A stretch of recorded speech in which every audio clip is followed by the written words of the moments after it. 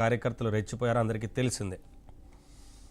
ఏ రకంగా ఇతరులకు సంబంధించి సోషల్ మీడియాలో అసభ్యకరంగా పోస్టులు పెడుతూ వచ్చారు. ఇవాళ ప్రభుత్వం మారిన తర్వాత సోషల్ మీడియాలో ఎవరైతే ఈ పోస్టులు పెట్టారో అసభ్యకరంగా, ఈ సోషల్ సైకోలు ఎవరైతే ఉన్నారో వారందరి మీద వరుసగా కేసులు నమోదవుతూ వస్తున్నాయి.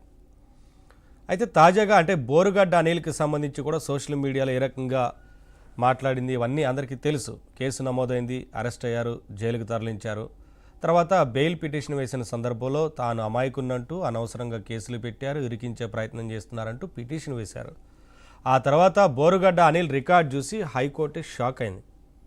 హైకోర్టే ఇటువంటి వారిని క్షమించకూడదంటూ వ్యాఖ్యానించింది. అంటే ఏ స్థాయిలో సోషల్ మీడియాలో రెచ్చిపోయారో అర్థం చేసుకోవాలి. ఇవాళ సోషల్ మీడియాకి సంబంధించి ఎవరెవరైతే ఈ రకంగా వ్యవహరించారో, ఎవరెవరైతే వ్యక్తిత్వ హననానికి పాల్పడ్డారో, సోషల్ మీడియాలో పెద్ద ఎత్తున కేసులు నమోదవుతున్న నేపథ్యంలో సోషల్ మీడియాను మంచి కోసం వాడండి, ఇటువంటి పనుల కోసం వాడొద్దంటూ పెద్ద ఎత్తున పోస్టర్లు వెలిశాయి.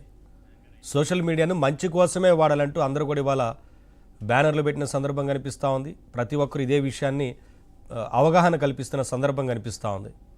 కానీ గత 5 ఏళ్లుగా ఇతర పార్టీలకు సంబంధించిన వారు కావచ్చు, గతంలో వైసీపీ ప్రభుత్వాన్ని ఎవరైతే విమర్శలు చేస్తూ, ఎవరైతే వారికి సంబంధించి ప్రభుత్వం చేస్తున్న తప్పుల్ని ఎత్తి చూపారో ఆ రోజున వారిపైన, వారి కుటుంబ సభ్యులపైన, స్త్రీలపైన, అందరిపైన వ్యక్తిత్వ హననానికి పాల్పడుతూ అసభ్యకరంగా పోస్టులు పెడుతూ వచ్చారు.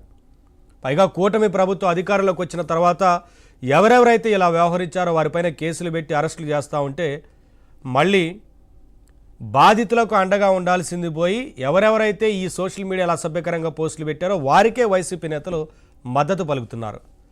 పైగా జగన్మోహన్ రెడ్డి వారి సొంత చెల్లెలు, అలాగే తల్లి, వారి కుటుంబ సభ్యులపైనే పోస్టులు పెట్టిన వారు కూడా ఉన్నారు. వారి మీద కూడా జగన్మోహన్ రెడ్డి ఆ రోజున చర్యలు తీసుకోలేదు.